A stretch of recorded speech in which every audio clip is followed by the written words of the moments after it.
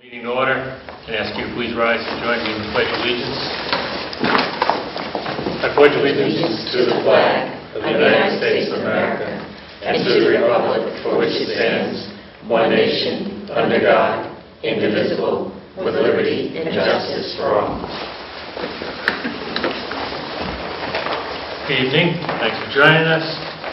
We're here at Middle High School tonight because of a program that's being held tomorrow night on our normal meeting night about the opioid crisis in Massachusetts and I guess the rest of the country and just about everywhere. So several of the board members wanted to attend that, so we're meeting on Monday night this evening here in the high school. Is there any public comment from the board? Actually, I have one thing. I just want to remind people about the dedication of the Peter Charpentier Memorial Bridge on October 28th, which is a Saturday. We'll be meeting at the Lane property at 11 a.m. and then either hiking or taking a hayride down to the bridge, and then there'll be a light lunch afterwards. And if you could RSVP to myself or to the Lunenburg Snow Riders via their Facebook page, that would be great. How long a walk is it? It's about a mile. Okay, thank you. Is there any public comment from the public? Please. Rhonda, how do you want to do this, Steve? Yes. Maybe pull a chair over here, Tom, when you come. Why don't I just stand instead of pulling a chair? Okay. Wow. I just wanted to let everyone know of two events coming up with the Boys and Girls Club. One is this Saturday, so I wanted to get it in before the event, which is the Shrieks and Creeks, it's called. So that will be at the Boys and Girls Club this Saturday from 5:30 to 9:30 p.m. So kids of all ages are invited to come. It was a big hit the first inaugural year last year, so it should be excellent again this year. They got more people involved and more actors and more scares. And also Saturday, November 18th is going to be the Rockin' Auction at the Leominster Elks Club. This will be the third year of this event, so you'll have live music from 7 to 10. There'll be items being auctioned, both the silent auction, Chinese auction, and there'll be a couple of live auctions items as well. There will be some light refreshments there, and I will be coming back to this board a couple of times more before then, but everybody can put it on their calendar. It was a lot of fun events going on there, and it's all for a great cause. What was the date again? November 18th is the Rockin' Auction. And where is it? At the Leominster Elks. Same place it's been at if you've attended the other ones. And I don't know, if you ask me where it is, it's like a little bit off Route 12. Yeah.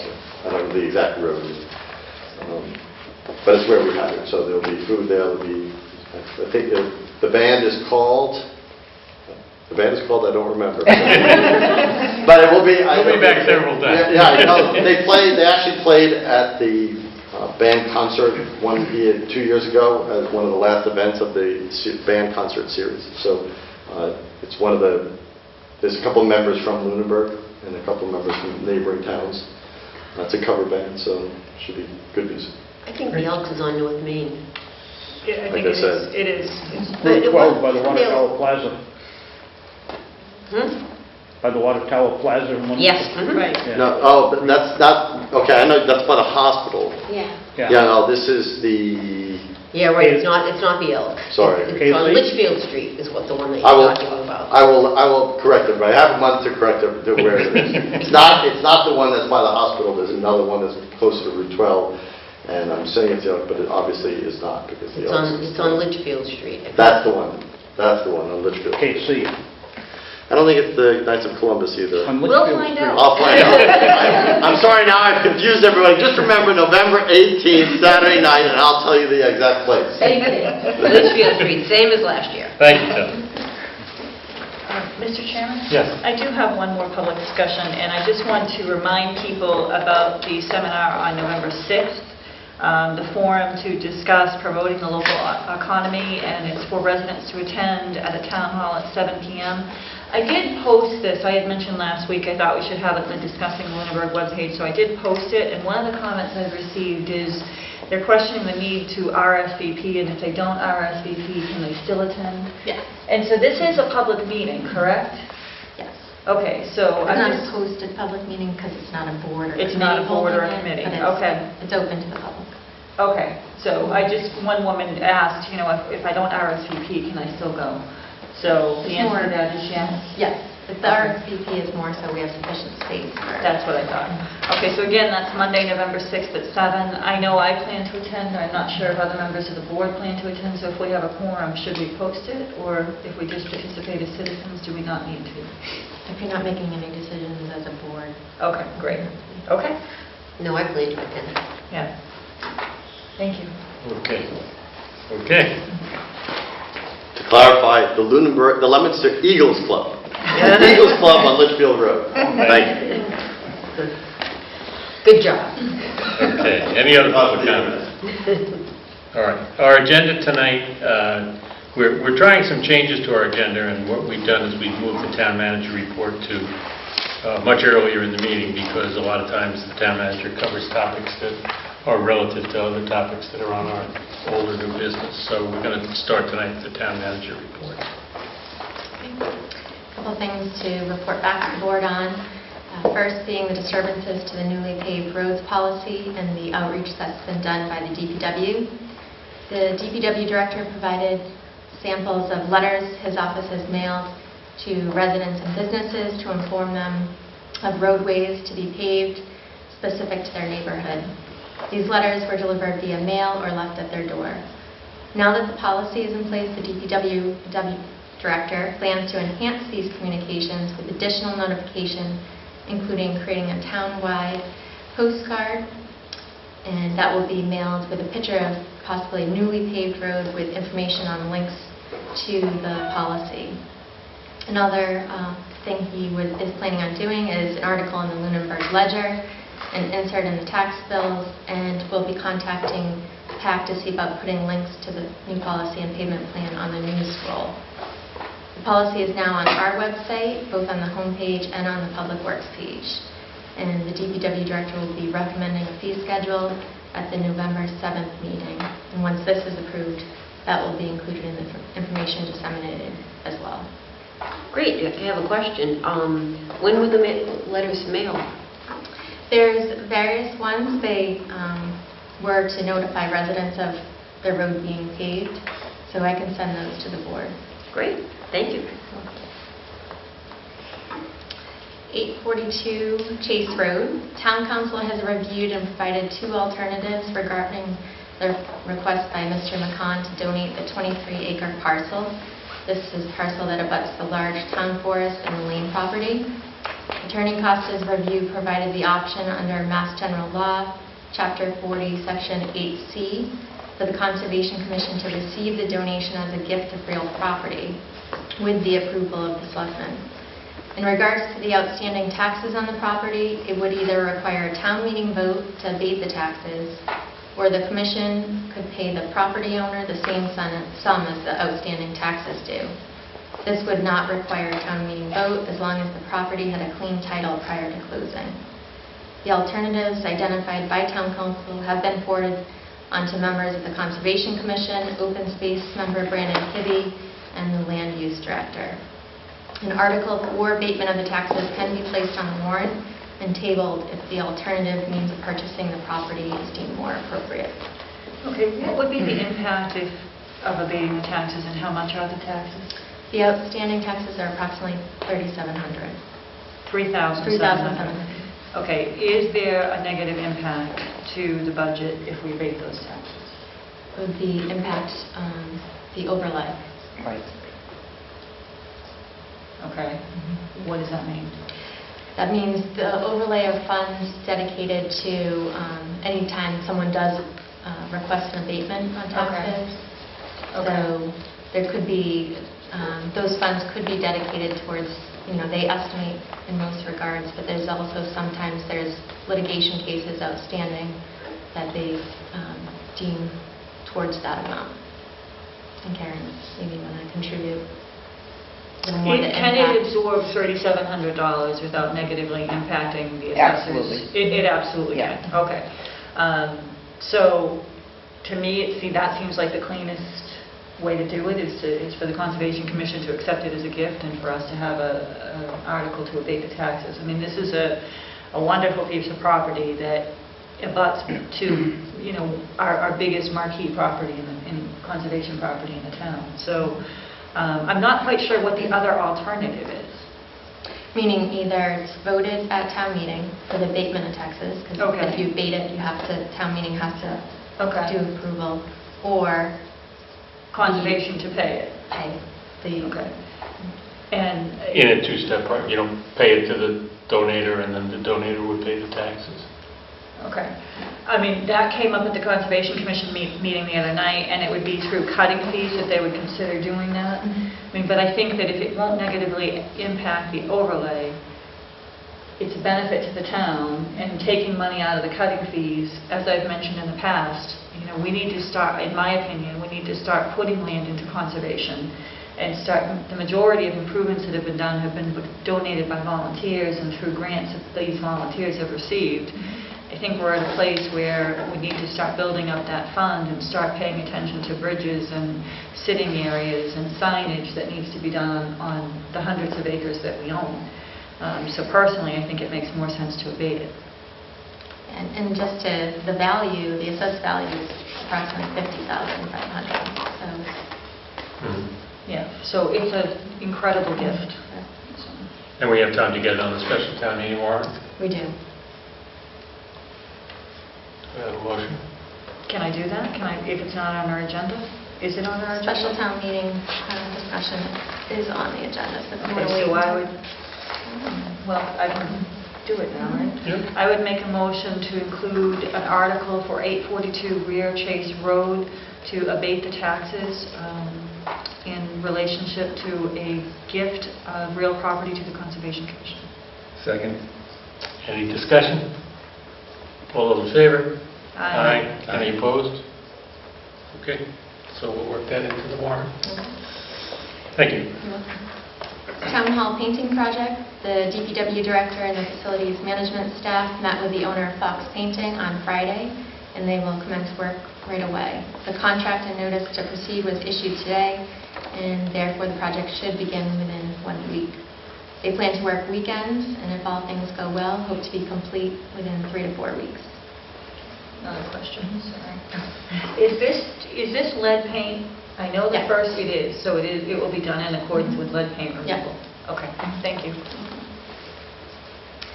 The outreach coordinator for the senior center. I participated in interviews for the next outreach coordinator for the senior center with the senior center director and a member of the Council on Aging on October 5th. And we interviewed 5 candidates, and Pauline Roy was offered the position and will be starting Tuesday, December 5th, pending ratification of my appointment by the board at your next meeting. On Thursday, I attended an Economic Development Council meeting at North Central Massachusetts Chamber of Commerce, and the featured speaker was Jonathan Burke of Patronicity, and Mr. Burke discussed Mass Development's Commonwealth Places Grant program, which allows municipalities and nonprofits to run crowdfunding campaigns to improve low to moderate income communities in Massachusetts. These placemaking, as they're called, or public space improvement initiatives, set a goal to raise and, if achieved, receive a matching grant from Mass Development. Some examples of projects they have funded are the Corner Spot in Ashland, which created a pop-up retail space in Town Square, May Barton Community Garden in Clinton, East Main Street Pocket Park in Orange, and a rehab of an old gas station that was purchased by a nonprofit and then made into an indoor farmers market. Many of these projects start with grassroots efforts to revitalize a neighborhood, and this made me think of Wallace Park. I reached out to Chris Letarte, the sponsor of the citizens petition to appropriate additional funds for Wallace Park, to see if this could be a potential project under this program. And just a note, at that meeting, I just by chance sat by someone from Lunenburg. She works for MOC, and she was one of the people who signed up on the talent bank when Jamie went to, Chairman Toll went to Stillman's Fair. Oh, great. And what is SMOC? Massachusetts Opportunity Council? Yes. Very good.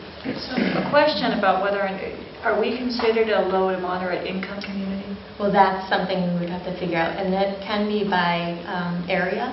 Okay, it can Yeah. be by area. Okay, okay. Now, how are we going to figure that out? Are we going to work with MRPC to figure that out, or is that data that you can put together? or- I don't know yet how we'll Okay. figure it, yeah, but I have to Okay. identify what the benchmarks are Okay, for affordable. okay. Great. And just a couple announcements, Paula, made the announcement about the town partnership grant meeting with residents on Monday, November 6th. There's also one with businesses on Monday, November 13th at 9:30 a.m. in the town hall. And town council office hours will be Monday, October 30th from 2 to 6 p.m. Okay. That's it on that? That's it. Great.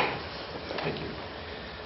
Just by way of old business, we have grown accustomed now to talk about our goals.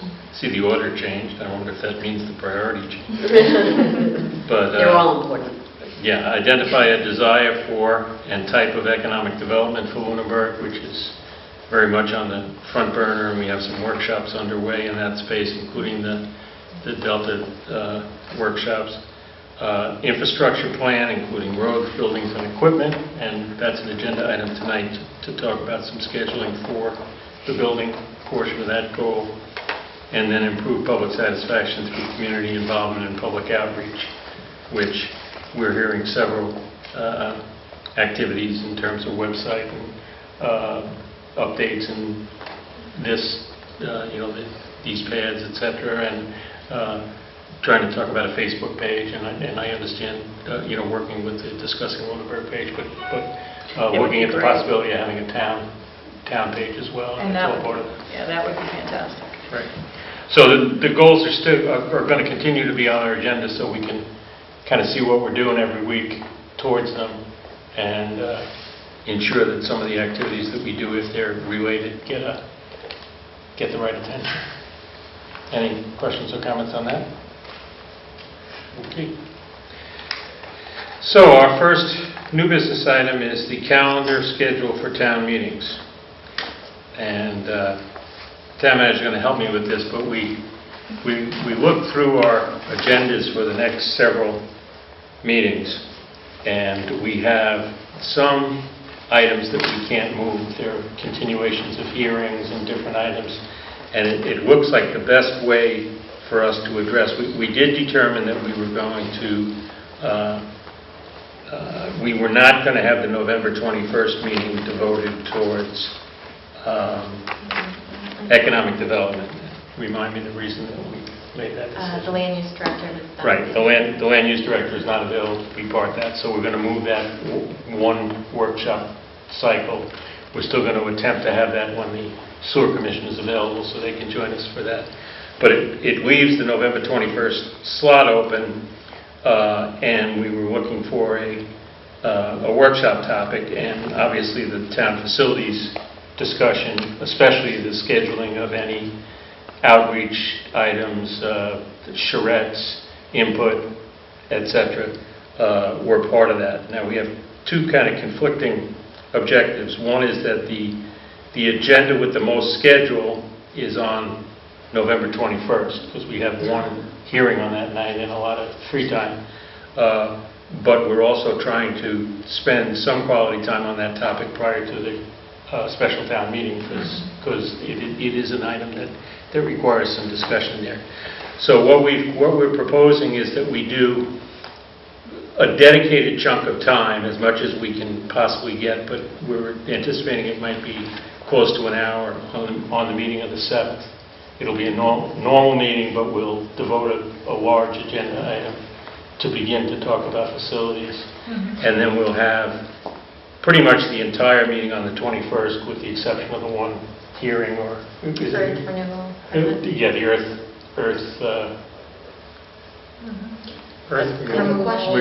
removal, that was the continuation of that earth removal discussion. Do we know when we're meeting with the school committee about Yes. Hill? Yes, and it is. The 21st. Oh, okay. So that will tie into our 'Cause discussion. that also ties to the building Yeah. discussions. Great. Okay?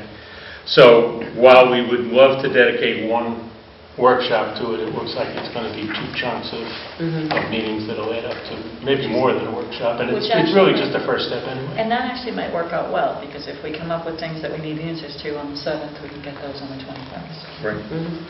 Now, in your packet, there was a memo that Mr. McQuaid sent out. Everybody got that, right?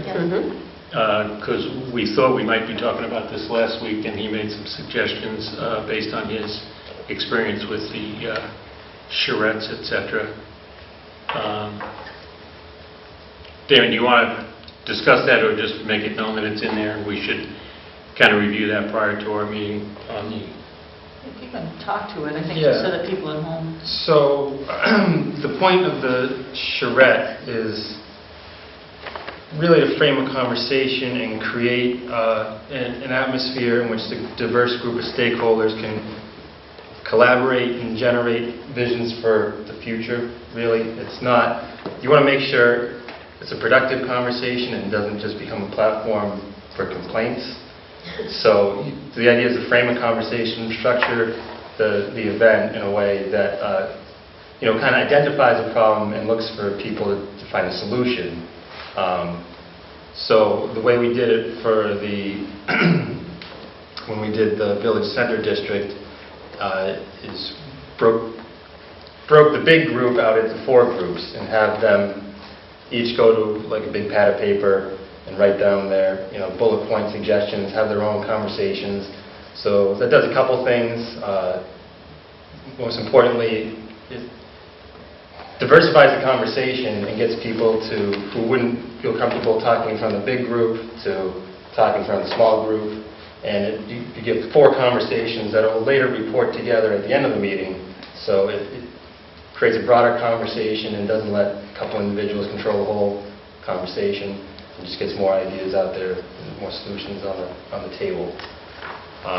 So the way we did that is, last time, I believe we picked between 1 and 4 topics that you want them to talk about when they're in their little groups, and schedule it so it's 15 to 20 minutes or so for each topic, so you can keep them moving, getting valuable information on the table, and then come back at the end and have a big group discussion where a representative from each group presents what their group found.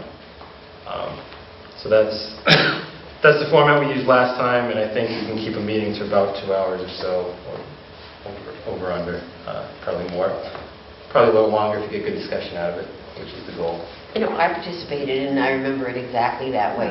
The only thing that was additional was in the beginning, people took tours around the village center because it was the village center, and I didn't know if there would be an opportunity for some group discussion at the beginning, kind of getting people's head in the game, so to speak. Yeah, so I think we broke it up into 2 nights for that, if I remember correctly. That's 3 years ago, at least now. I remember the walk around town. Yeah, Is that related to the charrette? I think it was two different nights. I think we Yeah. did the walk, and then they And had I the gave- charrette. And you did okay. give an overview of what we were looking for, and what kind of questions we'd be asking, and then the 4 different groups. Yeah, I believe I did the walk and gave a presentation on the history of the town Of the center, history which of took the about buildings, a half hour in its own right, plus the walk. So that was one event, and then so everyone had an understanding of the groundwork that went into it, and could frame a conversation on common knowledge. So that'd be another thing if we had specific things we wanted to talk about and wanted to do a presentation first, so everybody had common facts and common understanding. That's also a good way to keep people on task and productive and get the best out of the conversation. I think that's something we should think about. Absolutely, absolutely. And I'm hoping that comes out of the next couple workshops, is that Right. we can identify what we want to talk about, what we want to accomplish in these charrettes, and schedule some. So, great. Do we want to do that? Do we want to try to do one before town meeting? I don't know that we're going to be ready. I don't think so. No, I just don't think we can. we can get it done and processed and reported back on in time for the town meeting. I mean, I think we can have a workshop and we can have something that relates to town meeting. and we may have a schedule for what the charrettes are going to do. But I don't know, I'm not sure we... I think if we can schedule Right. the charrettes before town meeting. Right. So that we're So that we can say, these are publicizing. coming up. Yeah. Yeah. I'd like to really come, after these two meetings, I'd really like to have a framework of how we're going to go about attacking, what our strategy is to address these buildings. Right. That's I my think that's the goal. plan. Yeah. And did anyone ever ask Adam or Marjorie if they had the notes from the last charrette we did from MRPC on file? We did it, Adam was at the meeting and he did ask, but I don't know that we got a response. Maybe Okay. we can follow up on that. Yeah, that would be good. I asked MRPC, and they had to go back and look at what the dates were of those meetings, and Yep. they're associated with meeting minutes. So I could probably figure out when the date was Okay. if I look back in my... we know the dates, then we can Yeah. find the minutes associated. Okay, so the 7th and the 21st, we'll be working on that, and the expectation is that after the 21st, we'll have a plan at best, with schedules and times and what next steps are going to be. Awesome. Okay? All righty. I guess the big item for tonight is to discuss the town meeting articles. And we do have Karen with us tonight as well, so I suggest we may want to quickly go through all of them again, and if we have questions on the financial pieces like we did last time, we can ask Karen about this. Do we have all the financial numbers now? No. We So- doing 2030 Mass Excuse me? 2030 Mass Ave, we doing that one first? Oh, did I skip it? Yeah. Oh, I'm sorry. Mhm. All right, I skipped past 2030 Mass Ave. So let's do that, and then we'll get to the town meeting articles. This is on the agenda based on the way the board voted at the last meeting as far as next steps. So the board voted to proceed with pursuing the right of first refusal for the property at 2030 Mass Ave. And after review with Town Council and Mass General Law, Section 9 of Chapter 61B, because there's not a purchase and sale associated with this request, the town would have to have paid for an appraisal within the first 30 days of receiving that letter from the owner. And we received the letter on August 23rd, and then proceeded to ask Planning Board, Conservation Commission, Open Space if they were interested in exercising this right. And therefore did not get this response until after the 30 days. I spoke with Attorney Costa about the next steps, and the board could proceed with getting an appraisal, although it would be at risk, and that's according to how the law reads. We are still within 120 days that the board has the right to exercise right of first refusal. So I'm asking the board's pleasure is, and if you would like to proceed with an appraisal. Do we know what the assessed value of the land is? Approximately $224,000. Okay. That's the tax That's- appraisal. Yeah. Right. Yeah. And the estimated cost of an appraisal? I would say between 3 and 5, depending on the land. Okay. Now, if I understand it correctly, if the owner disagrees with that, then you have further costs to get Correct. a second appraisal and Mm-hmm. work out the.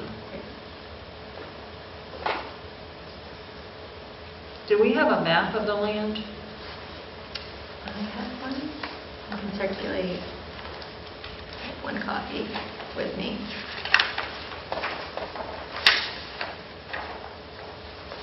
It's the number 1 on that. And what is, do we know where the Cowdery lot is in relationship to this? This is tough to see without a map, without the streets. It's pretty much right at the end, though, isn't it, near the Shirley line? Yeah. Isn't it on the other side of the mobile home park? And if I remember correctly, it was on the other side of the street from Calgary, wasn't it? On the other side. Yeah, it's on Well, the other side of that's the what I'm street. trying to figure out, is how far, because I know that was one of the things that the planning board talked about, is potential access to other conservation land. I don't think it But I think it's directly pretty- abuts. I think it's adjacent. Well, that's what I want to try to figure out. can we get online on this? Yeah, I'm pulling it up right now.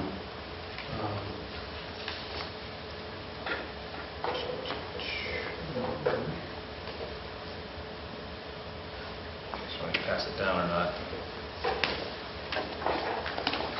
It's the number 2 right here. That's the Calgary. It's the number 2. Yep.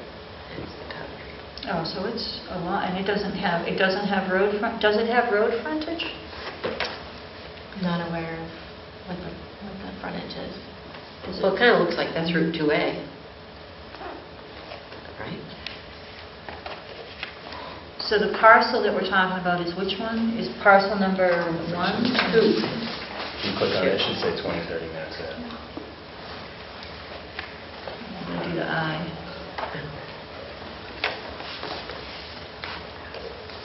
Now, remind me, of the 3 boards we asked to look at it, what were the responses?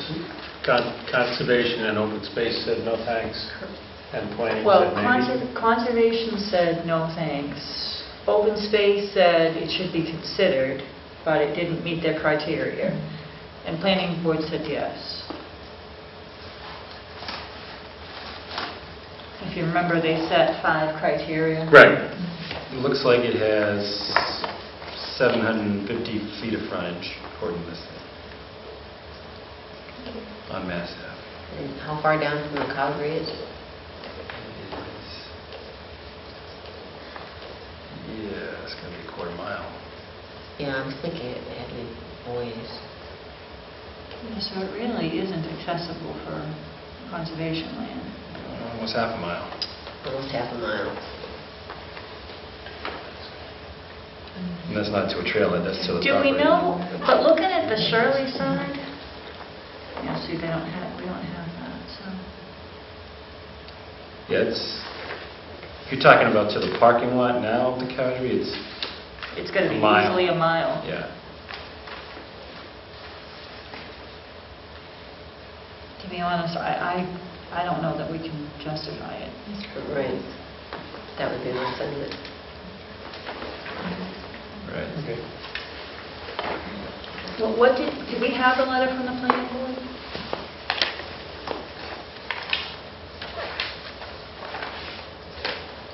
I believe Mr. Connerson's here this evening, too, if we want to ask any.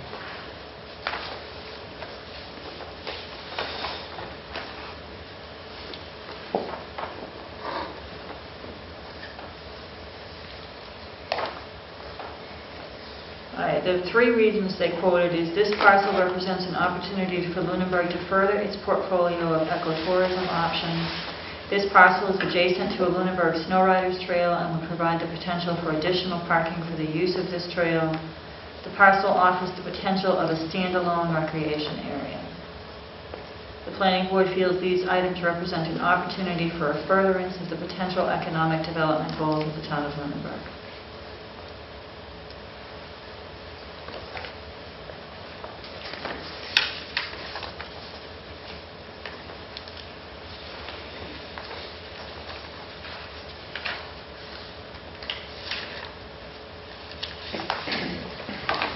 I think we'd be hard pressed to have the residents pay $250,000 for any, potentially isolated more piece. for an isolated piece. And I think On the that, town line.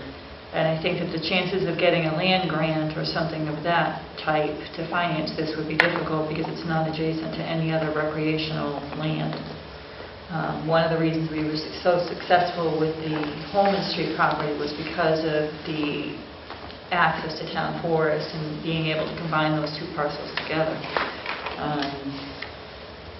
And I don't know if there's recreational land on the Shirley side, because I'm not familiar with that. That is one thing that the state is really looking for, is connecting communities via a trail system. But I don't know that this parcel allows for that. I mean, I'm torn because I would love to acquire it because it does have existing trails on it. But at the same time, I don't know how feasible it is. can't afford everything.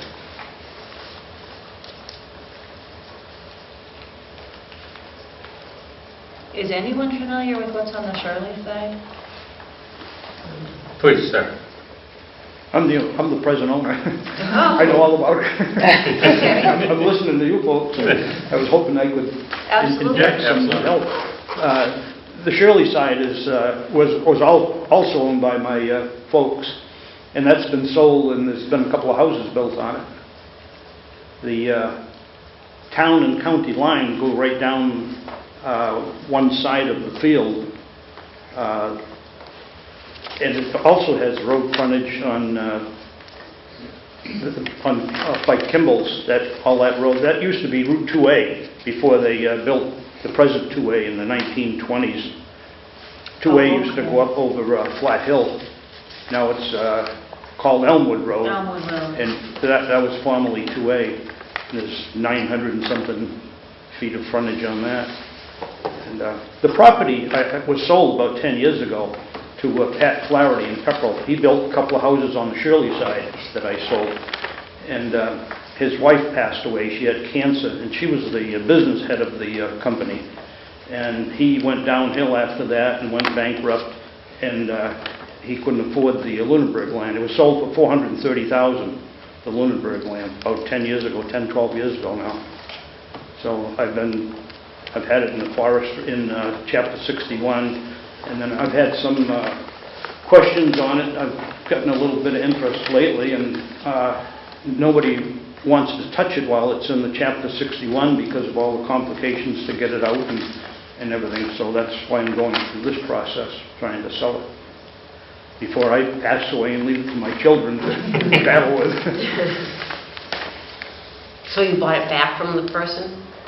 I got it back. He put a deposit. He bought the Shirley land with the stipulation that he would be entitled to the Lunenburg land. We had a purchase and sale agreement, and after he went bankrupt, he filed Chapter 11, and he couldn't get financing for the Lunenburg land, so I got it back. And the purchase and sale for the Lunenburg land was for how much? $430,000. Okay, and that was just the Lunenburg portion? Yes. Okay. Yeah.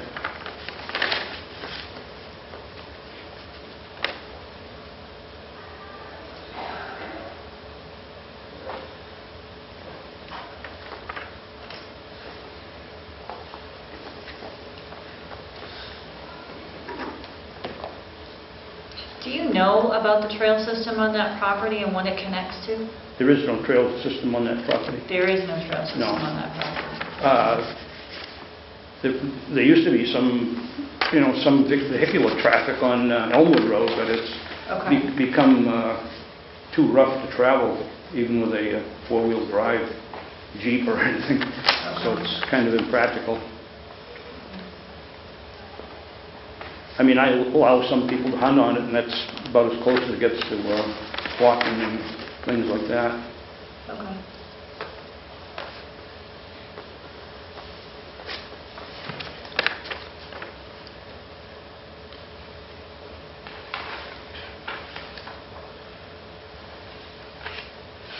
What do you think? I'm basically conservative, and I feel like it wouldn't be, the town doesn't have to fund that such expense.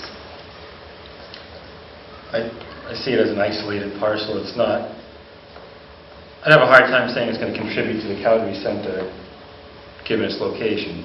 And again, given the other capital needs that we have as a town, I have a hard time supporting $200,000 for that. Well, at least based on Right, the previous right. purchase Yes. and sale. And the fact that the timeline has gone to a place where we may expend a couple of $5,000 or $6,000 or $8,000 to find out that we really don't have an agreed on price after expending that. And I didn't hear that any of the three boards were, I mean, they all checked in, and I'm glad they did, and they had various degrees of interest, but I didn't hear any of them say that this was a compelling piece of property that the town needed. I would have to agree. Alrighty, so do we want to make a motion to pass on it? I would make a motion that we pass on this parcel of land. Second. Any further discussion? All those in favor? Aye. Opposed? Okay. Good luck. Thank you. Karen. Now we're going to discuss the special town meeting. Now, before we go through all of the articles, I thought we decided at the last meeting that we weren't going to go through them all again, because we went through them, and without the information on the finances, we really couldn't make a recommendation, so we were just going to make our recommendations at town meeting. Yes, recommendations. You did Okay, decide to make it. Yeah, we're not going to make a recommendation, but this was an opportunity to get answers, now that Karen's with us, to get answers to any of the outstanding questions, Okay. if you don't feel that's required. If people have specific questions, I just don't know that it's necessary to go through every single article. I mean, it's up to the pleasure of the board, I just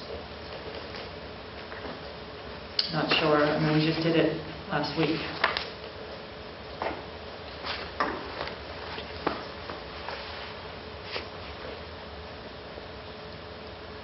I would agree with Paula.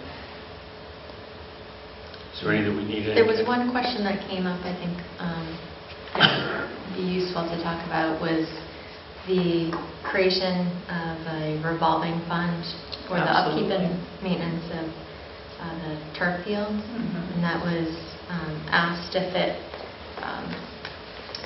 because it's going to pay the bond. Karen did clarify with DOR that's an acceptable use of a Chapter 40, Section 3 Yeah, revolving fund. which article is it? It's now,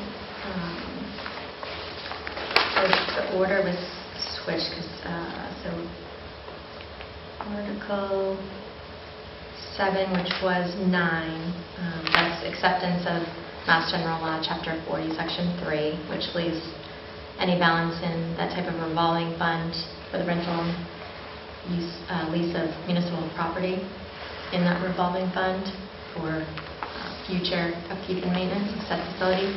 So that one regarding the turf fields I don't know, 9 is Passios and is Brooks. 8. So Article Oh, 8. 8. Okay, so Article 8 creates a revolving fund for the use of the turf field, and into the fund, any money in that fund will be used for payment of the bond. Do you anticipate excess funds in that revolving fund that could be used for maintenance of the turf, or is it strictly to pay the bond? Well, I think right now with the agreements that we have in place, there's not really going to be any money left to do anything else other than pay the bond. Okay, can you explain that? Because I'm not sure.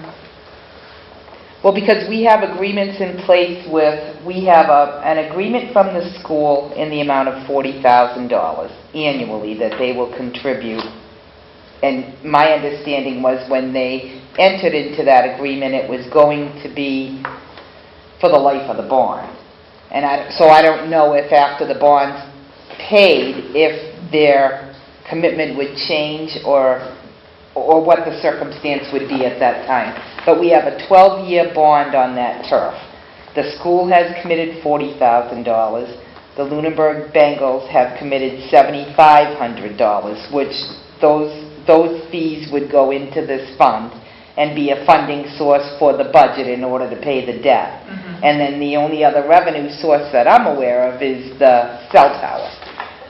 So once the cell tower is functioning and we start getting revenue for that, that's a general fund receipt, but it will also be used to offset the debt service. The debt service payments that we have on that project right now are right around $75,000 a year for 12 years.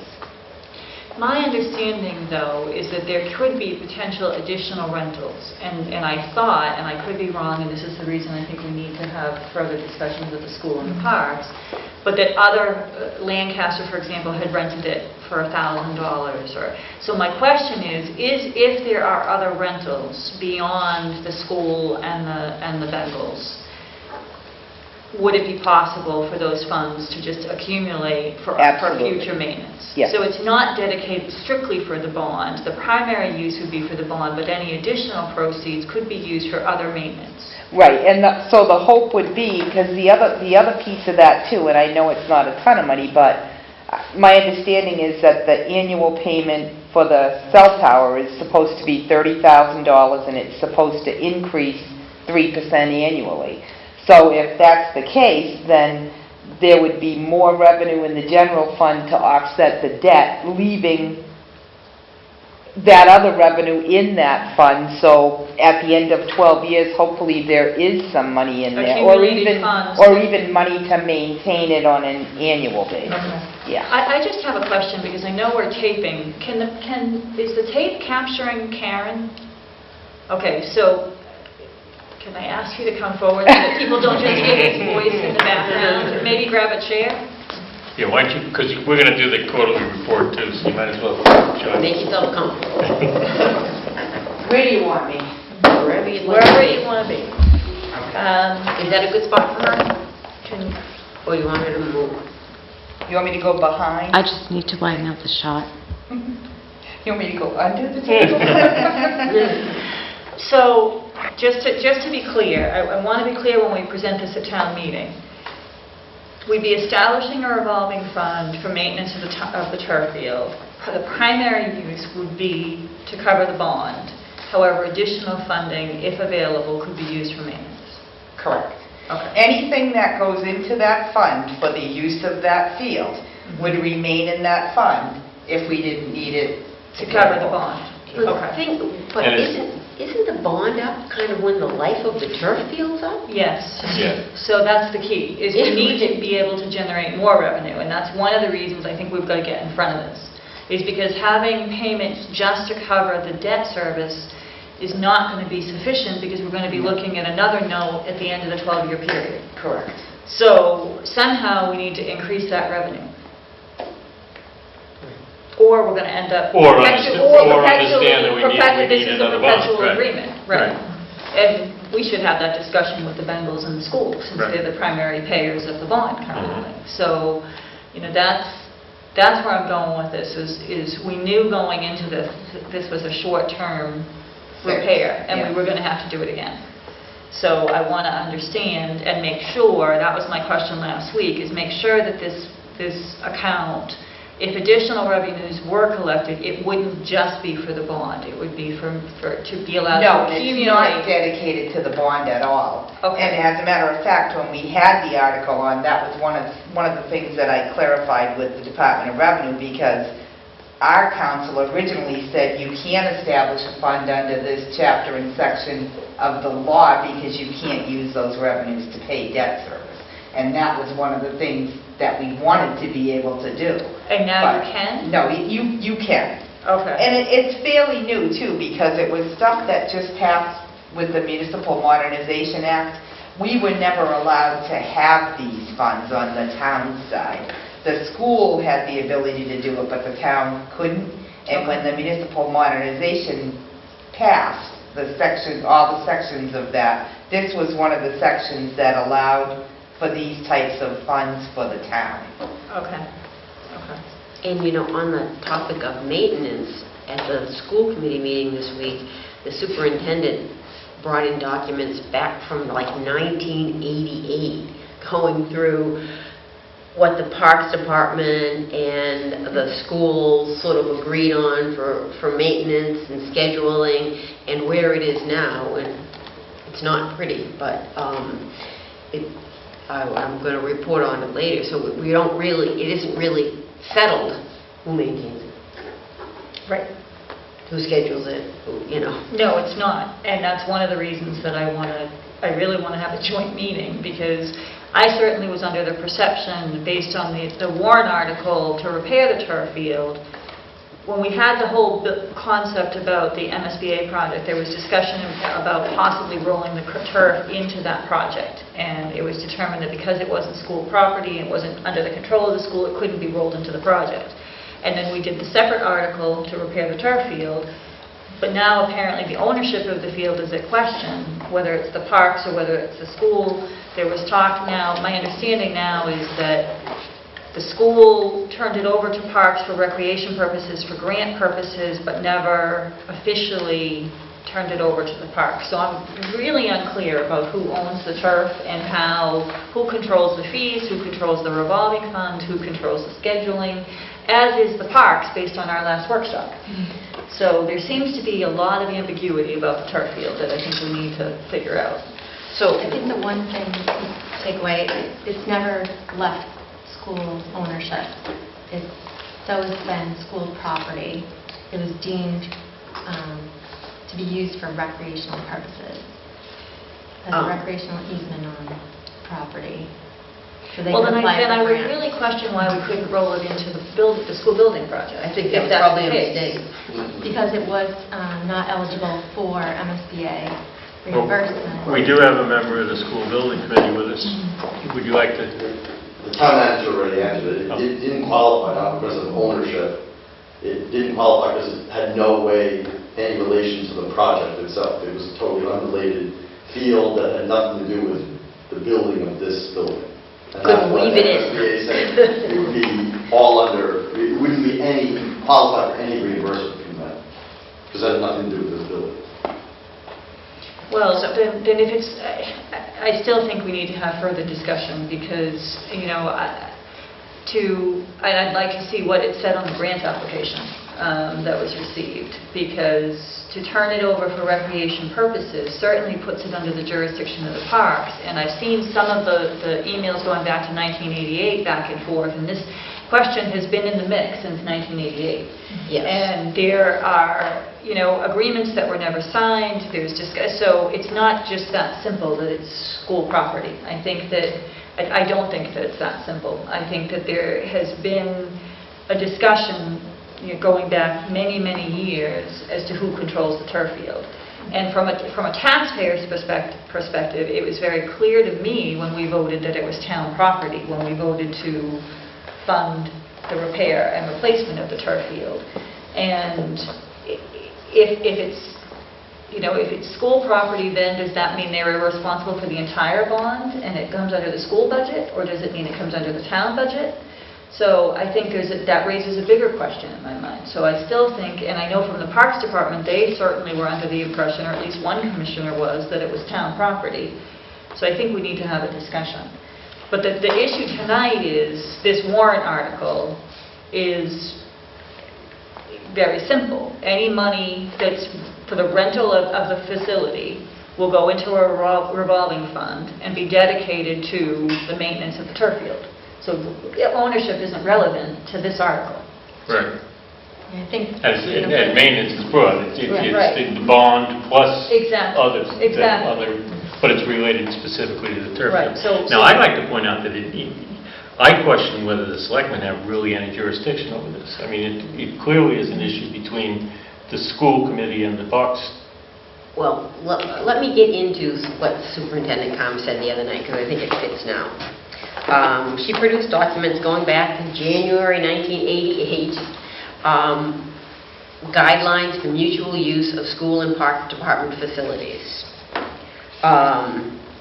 It was a 3-page guidelines. In 2002, Superintendent Carlson and the school committee at that time determined that although the turf field was on school property, the park department would be responsible for maintenance, scheduling, and planning, and the Board of Selectmen voted to endorse this plan. This is according to Superintendent Combs. So in 2009, questions arose about sort of recreating guidelines for how the field was being used, rented, maintained, etc. In 2010, the school drafted new guidelines, but has not been able to work out with the Parks Department since that point. So there's been this huge draft, been reworked, and Parks Department and the school committee have never been able to agree on the terms. And Parks Department is still responsible for maintenance, scheduling, and planning on paper. However, school personnel maintain this field, and it's believed that the athletic director handles scheduling. At the other meeting the other night, that's what Mr. Londa thought. And one school committee Well, member... that's one of the issues at the park department, so I don't... Right, and so they were talking about getting together with the park department, and I pointed out that, they were pretty new members on that board, so it's probably a good time to meet with them to try. And one of the school committee members asked if this topic would be part of the workshop that they had set up with us, and the superintendent felt that it wouldn't be. So I know that, one park commissioner has talked with me about it and is really looking for assistance, and I know that they've talked with the town manager, and because they are a relatively new commission, and they're trying to figure their way through this history and trying to figure out who is responsible for things. So we've got a relatively new park commission that's trying to weave its way through this. Our involvement has been limited. I remember, and Tom, I don't remember when it was, and maybe you do, but we met with the Park Commission several years ago with Carrie LaFleur to talk about the fees associated with the turf field. We knew that the repair was going to be coming up and that they wanted to try to develop a fee schedule and come up with a plan to address the maintenance, and they were going to draft something and come back to the selectmen. And that never happened because we knew this was coming up.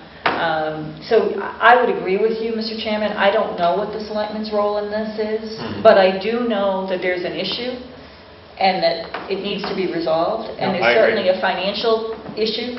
And I think that one of the places where coordination between the school committee and the parks come together is at the town manager or at the town council. There's a lot of different places it comes together. And one of the things that I think is probably a good topic for future discussion is, when does the town manager's role be one that's directed by the charter to cross organizations, and when does the town manager's role be part of the select board's activities? And certainly we're available to help in any way. But I think we need to be real careful about where the jurisdictional lines are. And if we can be helpful or mediate or put a meeting together, great. But it's really two elected boards with the help of the town manager who straddles them in part of her job. Right. And we can help. And I think maybe, personally, I think we need a meeting with the Parks Commission just to see how things are going. We talk about communication, and I know that they're trying to wade through maintenance and fees, and if there are ways we can assist them, I think we should do that. But I tend to agree with you. I know certainly from a resident perspective, not from a member of this board, I'm very interested to see how this plays out. Sure.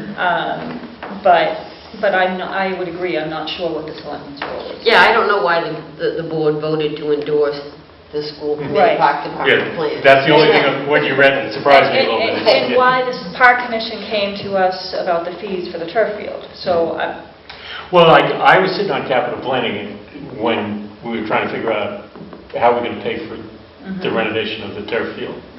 And capital planning is one of the committees where, regardless of whether it comes from school or town or whatever, they all get together and get prioritized. But that was not as a selectman, it was a member of that committee. And we really did need some help because nobody was in a position to stand up and say, that's my budget and I'll pay for it. And that's what was some of those discussions. But again, that's kind of the town manager's role, not necessarily the selectman's role. Except the selectmen definitely approve the budget. Absolutely. And sign the warrant. So we definitely have a role. I agree. I agree.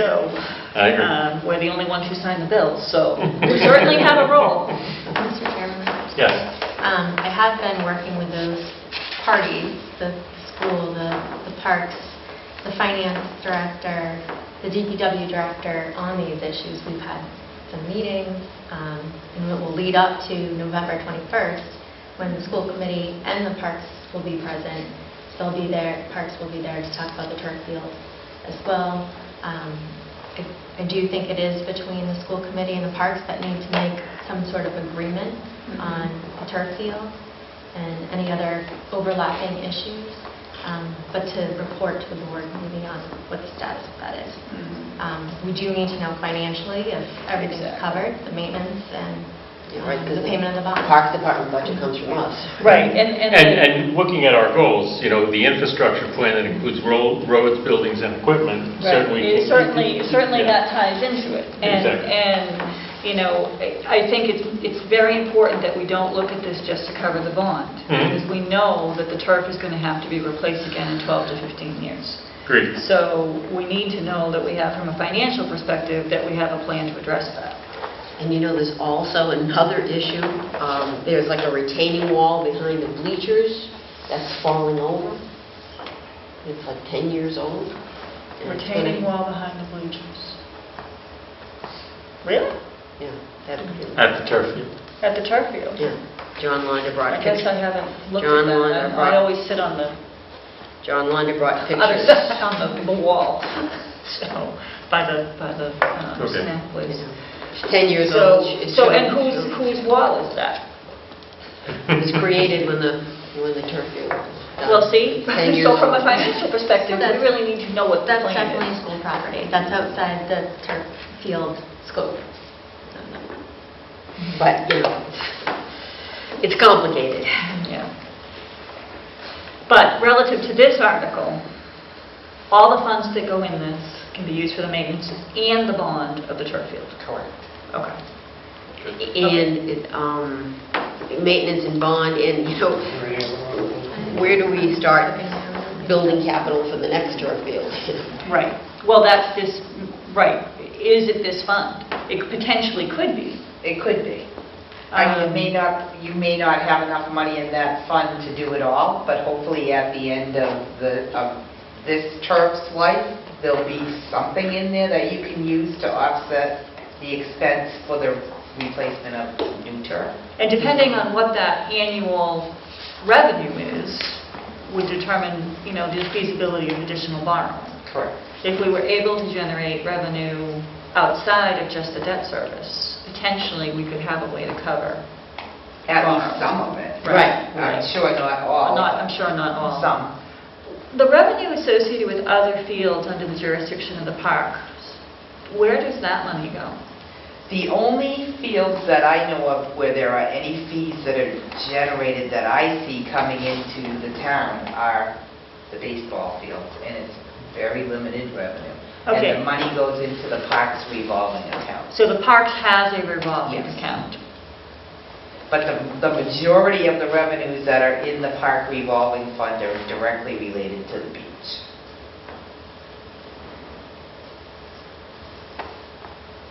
Okay. Because that goes into our infrastructure Right. discussion. Mhm. So just to be clear, the vote, Article 8? 7 7 and 8. allows, I think mine's not in the same order as yours. so this is the article to accept the provisions of Mass General Law, Chapter 40, Section 3. All that article does is Yes. allows the revenue that's in that fund at year end to remain in that For fund. the care and any maintenance or fund- whatever. For any fund that's established under Chapter 40, Section 3, which is both of these funds, the artificial turf and the one for TCP in the Brooks House, Uh-huh. it just allows those monies to remain in that fund. If we didn't vote, and I don't know what number it is, but if we didn't vote the article that you were just talking about, then whatever monies were in those funds at the end of the year would close out to the general fund. What happens with the parks revolving account?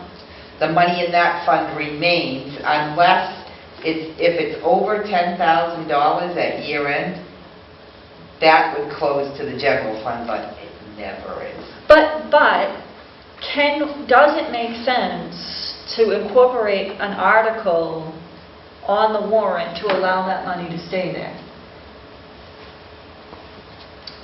Regardless of the amount? Because, For the park fund? Yeah, I mean, I understand that if there's no money in it now. Well, you would have to establish a whole new fund in order to do that, because the chapter and section of the law that fund is established under specifically states that anything over $10,000 would revert to the general fund. So you would have to, if you wanted to do one like a 4453E&a-half account. But that would require, annual, well, either bylaw or annual authorization at town meeting. The reason I'm bringing it up is we talked about the improvements for Wallace Park when you looked at it for the grant. But if we look at the money that's just been spent on the improvements of Wallace Park, which is, we spent $12,000 and now there's an article by petition for an additional $25,000. So that's $37,000. What is that? So we spent Well, we $12,000. haven't spent the 12 yet. I thought that 12 was going towards that. We haven't spent the entire 12? No, I think that's for playground. I don't think that $12,000 was for playground. Okay, And we haven't- but potentially up to $37,000 for Correct. improvement at one facility. Yeah. So when we look at our other parks, the workshop that we had last week, it was said by one commissioner that our parks are all in a deplorable state. Now, I don't know what all the situation is, because honestly, the only one I go to is the playground with my grandchildren. But if that's the case, and we're looking at $37,000 for one facility, it certainly makes me think that potentially we could be looking at that for others. And if we want to talk about ecotourism and recreation opportunities, and just for recreation opportunities for our citizens, if we need to be putting money into these facilities, we should look at establishing a revolving fund and look at a fee schedule that allows us to put money in to maintain our facilities. So, the feasibility of getting it to over $10,000, I don't know. But it seems to me that we need to work with the Parks Commission, or the Parks Commission just needs to look at their fee schedule and look at establishing fees that will help for the care and maintenance of these facilities. I think they're in the process of doing that. Yeah. We'll be working on that, especially for the town beach. So and maybe this is a commercial. discussion we have at annual town meeting? I would say it would be a budget discussion during this year's budget. Okay. Okay.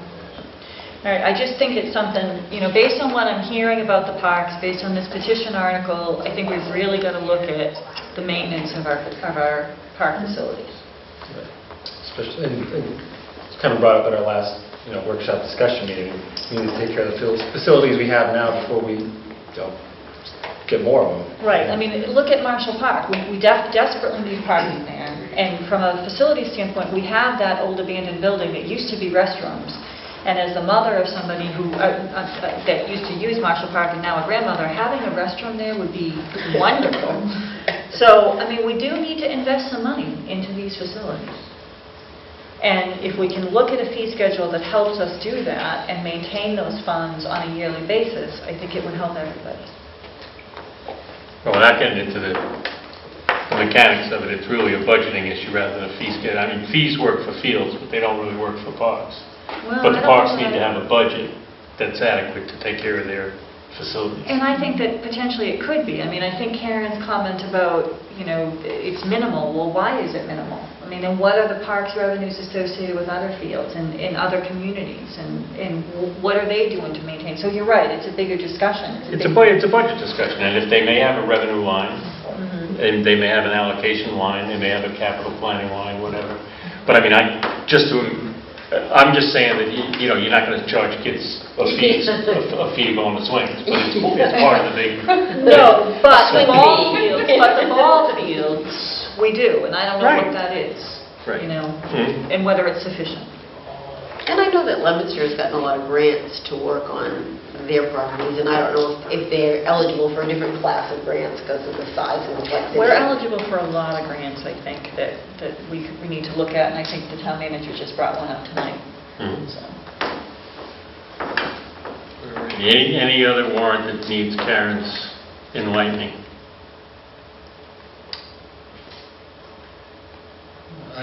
Well, this could apply to a couple of different articles, but as far as Heather, capital planning, we're looking to find architects or engineers to put together an inventory of the municipal properties that we have and come up with the cost associated with maintaining them. Is that a dollar amount that we need to appropriate at town meeting, or something that comes out of the operating budget? I would hope to, so it would fall under Article 1, the amendment of the fiscal 18 budget, Okay. once we have those final figures. Good. Did you kind of do that with the school, with the project, the 4-year project? For the reuse, no. I mean, kind of went around to Jack, asked him how much he's been spending on things, and the answer is, pretty much zero. He knew some of the obvious things that needed to be taken care of, but we didn't have somebody, we didn't spend money to have a professional go into the buildings and say, these are the things you need to do, because we didn't have a budget for that. Okay.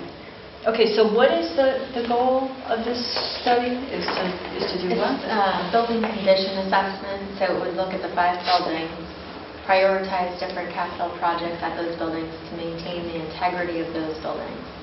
Okay. So from top to bottom, enclosure, heating, electrical, roof, accessibility, all those factors, what those associated costs for doing those projects. Are we also looking at the cost of demolition? That could be a potential Okay, building, depending on the assessment. Okay, so, but I guess my question is, do we want to, and I'm thinking primarily of the old primary school. From what I've read from the Building Reuse Committee, the building really isn't salvageable. So if we, rather than looking at the assessment of that building, do we look at the cost of demolition of that building versus the assessment of that building? Because I don't think it makes sense to just throw money into a building that we've already basically determined is not salvageable. Well, I mean, you could salvage it, but at an unacceptable cost. So I'd like to be able to weigh that. I think that's an important part of the decision is how this is the cost to renovate, this is the cost to demolish. I mean, that's an important part of the discussion. And, we've heard from some people, and I know that this board doesn't agree, but some residents have suggested demolishing the TCP.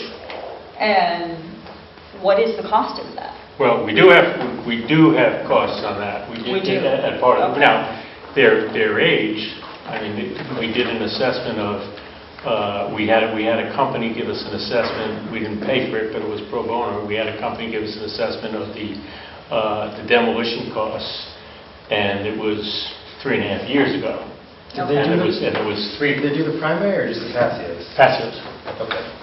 And there's 2 factors to keep in mind. One is that they gave us 2 numbers. One was if the town did it, subject to prevailing wage, and one was if a private company did it, which would not be Subject to prevailing wage. Yeah. And the other is, it was originally done with the assumption that it could be done not necessarily at the same time the demolition of the high school was being done, but under the same umbrella of hauling the stuff out. Right. So even if the town did it as 2 separate projects, there was some savings involved in hauling asbestos-related debris out that we no longer have that opportunity. Right, I was just going to So say. you'd have to that's age it not- by a number of years, and you'd have to age that, you'd have to factor that in. Escalate Right. that. And I don't But we think we did have also- the ability to do that. To age it?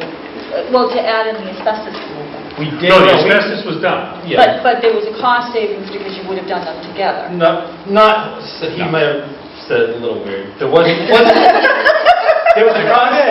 a cost savings to hauling all the debris away, not necessarily a line item for asbestos. We did have an asbestos abatement come in and give us a price for abating the building for reuse and abating the building for demolition. Okay. Because if you abate it for demolition, you have to spend more money than if you abate it for reuse. It was Okay. approximately double. Okay.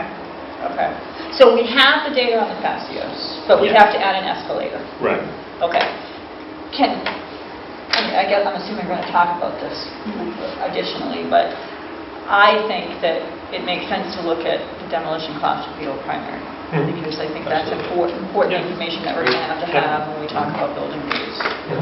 Would we spend money assessing it or skip that since it's somewhat understood? It's not Well, salvageable? what we think isn't necessarily what the town's going to think, so maybe we need to have all the answers. Okay.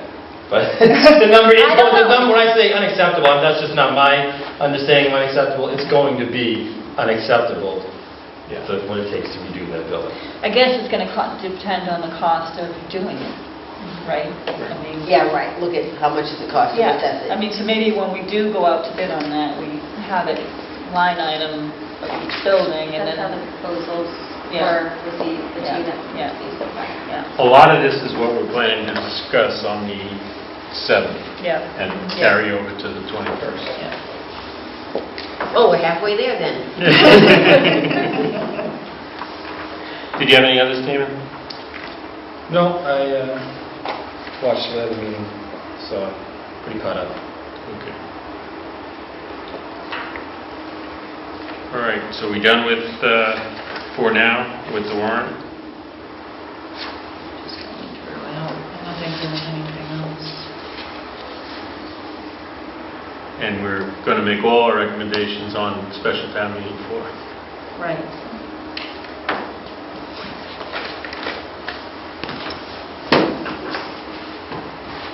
Thank you, Pam. Don't go away, Karen. I'm going to move up the quarterly financial report, so you can do that, and then you can leave. Okay. The first one is always the most boring of the year, I'll just let you know, because we haven't really started. Well, we've started, but I did send this to all of you. I will review. This is just a summary of the first quarter revenues and expenditures for FY18 through September 30th, 2017. And in summary, the revenues that we've collected to date are 27.88% of the current estimates. And one of the things that I just want to say is, based upon what happens at the special town meeting in November, all of these revenue and expenditure estimates will be updated in the next quarter, because we haven't submitted the recap yet. So until we finalize everything, this is based on everything that was voted at the annual town meeting in the spring. But in the next quarter, these numbers will change based upon whatever changes take place at the special in November. So, but anyway, we've collected 27.88% of our current revenue estimates, and the revenues are broken down into several different categories, one of them being local receipts, and I can tell you that we've collected 18.8% of the local receipt estimates. There are several categories that make up local receipts, and I can just give you a summary of a few of them. For fines, we've collected 25.06% of the estimate. On local option meals tax, we've collected 19.61% of the estimate. For motor vehicle excise, we've only collected 8.1% of the estimate through September 30th, but that is because we don't do most of the billing that's done for 2018. The big billing that we do doesn't happen until the third quarter of 2018, so we won't see a significant jump in that revenue source until that quarter. Investment income, we've collected 15% of the current estimate. Miscellaneous non-recurring revenue, we've collected 31.38% of that estimate. Fees, we've collected 33%. And departmental revenue, schools, we've collected 83%. The main reason for that is because we did receive a Medicaid reimbursement for students who are Medicare eligible in the amount of $41,503, which we didn't anticipate. Penalties and interest, we've collected 49.22% of that, and part of the reason for that is because Mylene has done the letters for back taxes, and we've seen a lot of revenue coming in as a result of that. So that's more than you ordinarily would see. At this time in the year, definitely, yes. And that will flow down into the next category for the taxes and state aid, because as of right now, we've collected 25% of our tax levy, but part of that 25% is $151,000 in tax lien revenue, so that's good. That's a good sign. We do have a lot of people coming in and paying the taxes, and I think, you know, with the letter that Mylene did, and also with the fact that we did that foreclosure The auction. foreclosure auction. People are coming in Realizing that they need to pay. because they know we're going to do something. So now, on the other percentages you listed, are those about on track with they usually, was that? They are, yes, they are. And like I said, we can change within the different categories. we can take a look at where we are prior to the submittal of the tax recap and adjust any of those categories based upon collections to date at that point in time. So if we had $130,000 for fines and we had only collected 30, then maybe we want to reduce that estimate, but then if we had motor vehicle excise and we had collected more than what we thought through that point in time, we could bump that one up so that probably overall the number would be the same, but within the individual categories, you have the ability to move the numbers around. Based on actuals. Correct. And we Thanks. always, before we submit anything for the recap, we always look at the actuals and review them and make those changes, so. So the only significant change is really as a result of what the work Mylene did. In the first quarter on the revenue side, that was the biggest thing. I mean, everything else is right where you would expect it to be at this point.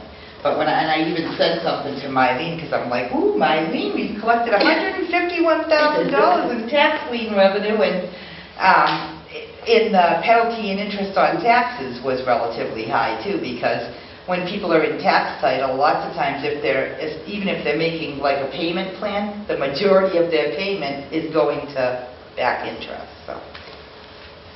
All right, well, thank Mylene for us. Yeah, she's doing a great job for us.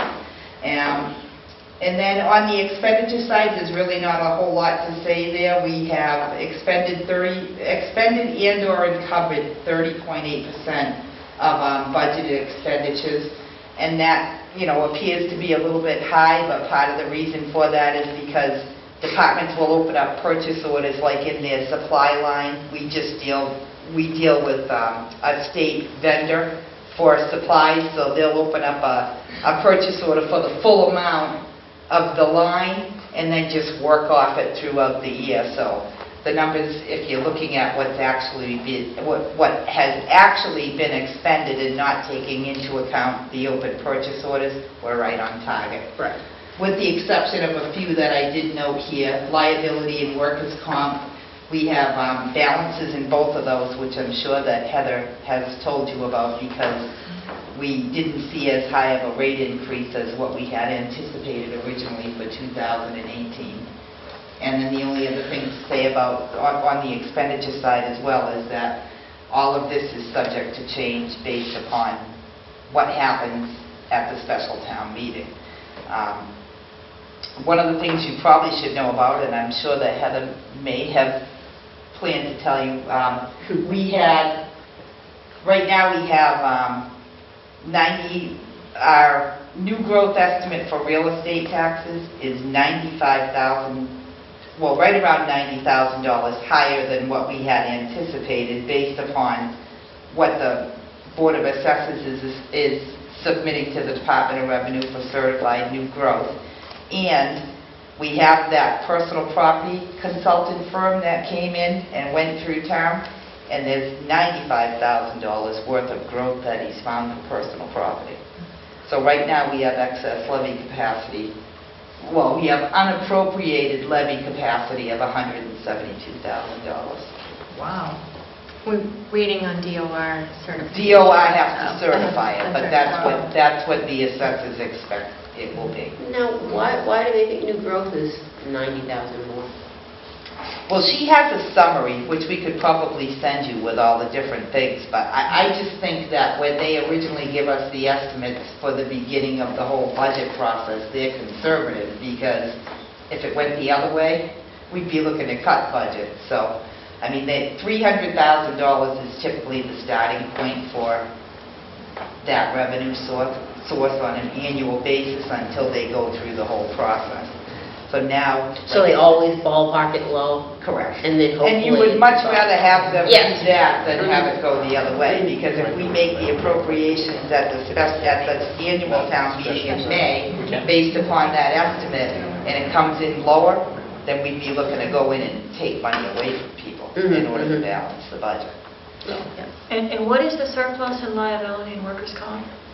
Do you know? I think it was about 20 in each, maybe. Yeah, we So were about $40,000? a while back. I'd have to go back and look at the actual figures.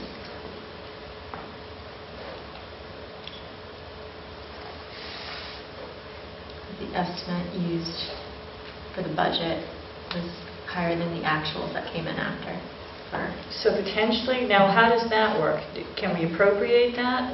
Well, you could reallocate We it can at the reallocate special, it. or it could just stay where it is, and it would just, you know, if we had to use it at the end of the year to make any budget adjustments through the 4453B transfers, we could do that, or it would just close at the end of the year.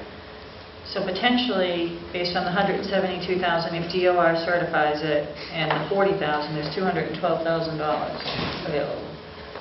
And we could address that at the special if we choose to, if we get to. Yeah, we could deal with that through the special town meeting budget adjustments on The insurance lines, I prefer to keep them where they are for the year due to possible unanticipated things or things we take on in insurance Okay. or claims. They come out of those lines. So. But the growth we can address. Right. The growth. The growth. Absolutely address. And well, I guess I'm questioning, how would we, in what article do we address that? One. Article 1. And do we have yet a plan on how that's going to be utilized? No, that's going to be, Karen and I need to work out a plan. And if we don't have a well-developed plan before the meeting, we can leave it until May. We'll have a well-developed plan. Yeah. You can't be able to appropriate it in May, because you would have, well, you could appropriate it in May as part of your 2019 tax levy, but you wouldn't be Okay. able to do anything with that. So we really need growth to in appropriate 18. it this May. Right. If you want to, For your tax if the Board of Selectmen's thought process is that we levy to the capacity each year, then you would appropriate those dollars before the end of, before we submit the tax recap for rate certification. And when is that done? That'll be done right after town meeting, When is the because finance? we have to wait until all the town meetings for. Guys, if we go over with November plowing and stuff like that, where does that money come from? Well, typically, if we go over with plowing, I mean, that would be if Heather said she wanted to keep the money in the liability, in the insurance lines just for potential changes. And then if we went way over on snow removal, Yeah. we would have the ability to move those funds to that line to that line item at the end of the year through those transfers that we're allowed to do under the statutes for, so that you don't, they change, those 4453B transfers, which you sign off on an annual basis if need be, so that you can get everything to balance without having to have a town meeting. So the Finance Committee hearing is November 9th. Are we going to have that well-developed plan by November 9th? Yes. Wow, okay. Any questions of Karen on the quarterly? Okay, thank you. Thank you. You're welcome. Looks like good news. All right, next item is the Worcester County Selectmen Association voting member, alternative voting member. This is the group that runs in the southern part of Worcester County most of the time, right? Yes. Yeah. I have gone to a couple of their meetings, and I think Phyllis went to one, is that correct? Yeah, right in downtown Worcester, I think. Yeah. When they meet in Worcester, they meet at the train station. Yeah, really cool. That's their MSRP counterpart. CMRPC. Yeah, right. So you need to identify a voting member and an alternate voting member for that association. I would be happy to be either one of those. As would I, unless somebody else can't. wants to. My work schedule is crazy, I can't. I assume you two have better schedule capacity. than I Yeah. do. Well, I don't think it matters who's in which slot. I'm not sure it makes sense for both of us to go to those Yeah, meetings, so right, we can exactly. coordinate. Mm-hmm. And So is there a preference between you two on who wants to be the voting and the alternate? I don't think it matters. Well, Certainly doesn't matter to Swap me. shoes and I'll make a motion. All right, you can be the voting member, Jamie, I'll be the alternate. I would make a motion to appoint Jamie Toll as the voting member of the Worcester County Selectmen's Association and Phyllis Luck as the alternate voting member. Second. Any discussion? All those in favor? Aye. Thanks for volunteering, guys. Thank you. Welcome, and thanks for the help, Jamie. All right. And now we need to appoint somebody as the representative to the Finance Committee Appointing Committee. Now, who all was on that? It's one of us and... Town moderator and school committee. Okay. And that was Tom till he retired. Or took a sabbatical. Does anybody have a strong interest on that assignment? Again, I'll do it if you want me to. I attend. I would make a motion to appoint Jamie Toll as the Board of Selectmen representative for the Finance Committee Appointing Committee. Second. Any discussion? Thank you, Jamie. All those in favor? Aye. You have any minutes? I do not. No minutes, okay. No warrant. Warrants? No. No. Wednesday. Okay. Action file issues? Anybody? All right, moving right along. Committee reports. Mr. McQuaid? No report. Mrs. Luck? I gave you most of the school committee report. Another thing, they also reviewed the master plan for Turkey Hill Elementary School, options for relocation of the central office, and they discussed the joint meeting with the BOS. If these materials haven't been sent by the superintendent, I would request that Heather ask the superintendent to send them. You know, I received them hard copies, but I don't have them electronically. And I think it would be helpful to look at the recommendations and things ahead of time. And we've already discussed the turf field. The next meeting is November 1st at Town Hall of the school committee. The ZBA met and denied a permit for a ground-mounted solar installation. It was a homeowner's parcel, and the parcel is just over 8 acres, and the bylaw required 20 acres. We felt that it was just... How many acres did they have? The people had 8 acres, Okay. and the requirement in the bylaw is for 20 acres. Okay. And it has to be a supermajority, it has to be 4 out of the 5 members, and 2 seemed to feel that it wasn't in keeping with the intent of the bylaw. Okay. And that's it. Okay, Cable Advisory Committee, I reported last week. We continue to attempt to work with Comcast, and we have something to report. I will. The Conservation Commission, at their meeting last week, there were a couple highlights. 842 Chase Road, which we talked about and are putting an article on. One thing that I didn't mention in our earlier discussion is Matt Morrow mentioned that there's a need to do a survey of the property for meets and bounds and a 21E declaration, and he spoke with Brandon Kibbe of the Open Space, who sent an email saying he would do the meets and bounds, and he felt that a 21E wasn't necessary given the history, but he would walk the property. So are we satisfied with that? Will that meet our requirements? That's really a decision of the town. Because that property borders the large town forest and the lane property on 3 sides. Yeah. So is it totally encompassed? There are good, no, 3 sides. 3 sides. There are good boundaries already delineated Yeah. for that property, so we could go off that and not do a full survey and not expend those funds for a survey. Same with the 21E, when he walked that property, there's no indication of any kind of hazardous, waste or that it was ever used for that purpose. Okay. And any other 21E properties in that locale. So that's a decision of the town. That we can make. We can do kind of an assessment, and we can. I know a little bit about Mr. Kitty's experience. And base it on his expertise. Okay.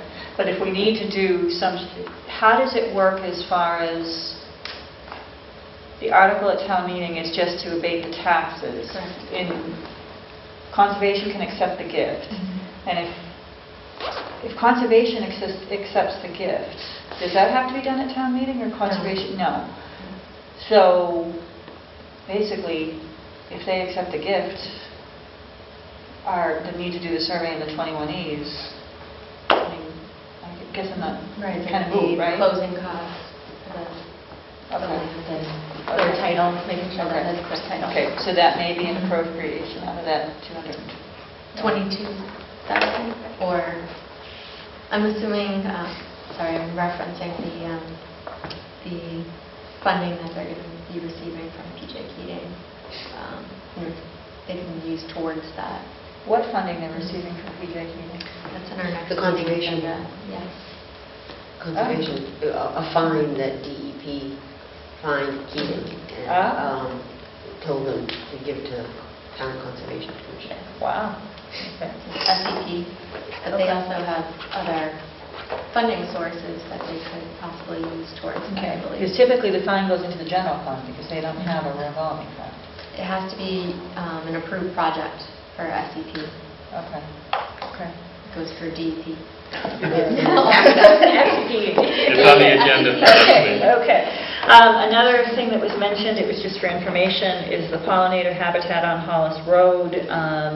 They mowed the field and started taking care of the area for the winter.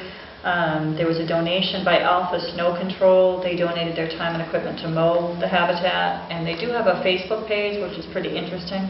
If you want to search for Lunenburg Pollinator Habitat on Facebook, it's a pretty interesting site. Jeremy Spring, who is a Boy Scout, presented a Eagle Scout project for the conservation land on Pleasant Street. He's proposing to do a lot. He's going to move the large rock to the side and put signage on it, build a sign and or a map depending on what the conservation wants. He wants to repair the gate, which is apparently laying down now, paint it and improve it, expand and level the parking lot, clean up the trash, add benches in commemoration of Zachary Quinn. The commission was very pleased with the proposed project. I guess he did an extensive plan. He plans to start after the winter, and the Conservation Commission is going to do a site walk on the 28th to take a look at it. 28th of October? October, yes. The solar array on 994 Northfield Road came back again, and they have moved things around. They moved the driveway away from the wetlands. They turned the circle. They're proposing now to transplant trees rather than just removing them. So trees that are 4 inches in diameter and up to 15 or 20 feet high will be transplanted rather than just cut. They've increased the buffer zone between the abutters, and now they meet the 200-foot buffer zone. They did send the revised plan to DEP, who came back with some comments, and they've satisfied those. So bottom line is the project ends up very similar to what it was. It was going to be 5.9 megawatts. Now it's 5.8 megawatts with slightly less panels. They're only clearing as much as required to comply with the shading requirements in the fall zone. The one thing, the Conservation Commission was amenable to the changes in the revised plan, but one thing that came up was that they had asked for a construction phasing schedule, which wasn't given. And there was a lot of discussion about whether to issue the approval pending the receipt of the plan, and then ultimately they decided not to do that. They want to review the schedule before they issue the final approval, so it was continued to their next meeting. The owners of the solar field Settlers Crossing is considering seriously the conservation restriction of the remainder of that parcel, which is Lot 1A, which would be 39.1 acres. And it would be for passive and active recreation. They would reserve the right for possible 1 or 2 holes if they decided to expand their golf course. But it's part of the 5-year plan for them, so I'm sure they'll have more discussion with conservation about that. because they're looking to send a positive message to the abutters who have some concerns about the land between the solar array and their properties. So that hearing was continued. They had a couple issues on, they issued negative determinations, and they talked to a couple of people about possible violations, and they're going to do site walks on those properties on the 28th. Hold on. I have no reports, but 2 upcoming events. The Charter Review Committee will meet this coming Wednesday, the 25th, in the Ritter at 7 p.m. And as we mentioned before, FinCom has their public hearing on November 9th. Our upcoming schedule, we will have a brief meeting on October 25th, this Wednesday, at the Ritter to sign, pretty much. I just want to make sure, because I forgot about that. That's just to basically sign, right? Okay. We have it on the agenda that we can discuss it if there's anything to discuss, Okay. but they're the only 2 agenda items. I just have another meeting that night, so I'm trying to plan for scheduling. We don't anticipate this being a 2-hour meeting. No, because Okay. Bob and I have to be at the Charter Review at 7. Okay. Okay. The only thing added to that agenda was the appointment for the Council on Aging outreach. Right, coordinator okay. To ratify Right. that appointment. Okay, yeah. So they're the only 2 agenda items for Wednesday night, and we expect to conclude that quickly. Our November meetings are the 7th, the 14th, and the 21st. And we are going to talk about infrastructure, particularly buildings, and on 2 of those dates. And just a reminder that the special town meeting is November 28th. Is there any public comment from the public? Please, could you drag up a chair or stand? Good. Need a podium. I have a fireman somewhere. I just wanted Katie Adams from Williams Drive. See, I'm all out of whack here. In terms of when we talk about previous data that was already collected on these sites in the TAP-Pay, talked about the demolition data for TCP. There also is a little bit of demolition data for the old primary school. It exists in option 1A, primary school site, where they looked into using that site and possibly using it for new construction of a town hall. So they did capture some demolition data on what it would cost to get rid of that building. The same would apply because it was done, I think, in 2015, so it would follow the same escalation in prices. So there is a little bit of data on that already that's been gathered. Thank you. Thank you. Thank you. Any public comment from the board? Can I get a motion to adjourn? Motion to adjourn. Second. All those in favor? Aye. Good night, everybody.